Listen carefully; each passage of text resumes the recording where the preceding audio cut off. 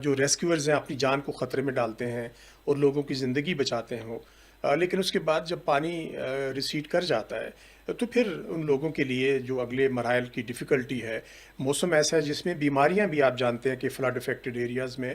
پھیلتی ہیں وہ یہ کتنا بڑا چیلنج ہوگا پنجاب گورنمنٹ کے لیے اور فیڈرل گورنمنٹ کے لیے؟ جب بھی اس طرح کی قدرتی آفات آتی ہیں تو ہم سب کا رخ ایک ہی جانب ہوتا ہے، یعنی حکومت کی ان ایفیشنسی کی جانب، ٹھیک۔ جبکہ حقیقی صورتحال اس سے خاصی مختلف رہتی ہے۔ پوری دنیا میں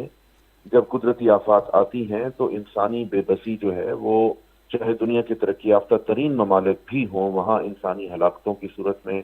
اور املاک کے ضیاع کی صورت میں سامنے آتی ہیں۔ ہمیں یہ سمجھنا ہوگا کہ سیلاب آنے کے بعد سب سے پہلا مرحلہ جو ریسکیو کا ہے، یعنی پھنسے ہوئے لوگوں کو نکالنا اور ان تک بنیادی ضروریات پہنچانا تاکہ وہ اپنی زندگی اور اپنی روزمرہ کی خوراک اور بنیادی ضروریات کو بحال رکھ سکیں۔ اس کے بعد ایک ریلیف کا آپریشن ہے جو کہ پھر ظاہر ہے جب سیلاب آتے ہیں تو مقامی فصلیں نہ صرف تباہ ہو جاتی ہیں بلکہ لوگوں نے جو اپنی خوراک یا غذا کا انتظام کر رکھا ہوتا ہے وہ بھی شدید متاثر ہوتا ہے۔ تو ان تمام چیزوں کا خیال رکھنا پڑتا ہے جو کہ اس آپریشن کو ایک بہت پیچیدہ آپریشن بناتا ہے، اور بعض اوقات اس میں یوں دکھائی دیتا ہے کہ جیسے مکمل طور پر رسپونڈ نہیں کیا جا پا رہا۔ ایسا ہوتا بھی ہے، ظاہر ہے وہ تمام انسانی ضروریات جو گھرانے کی سطح پر لوگ خود اپنی ضروریات پوری کر رہے ہوتے ہیں،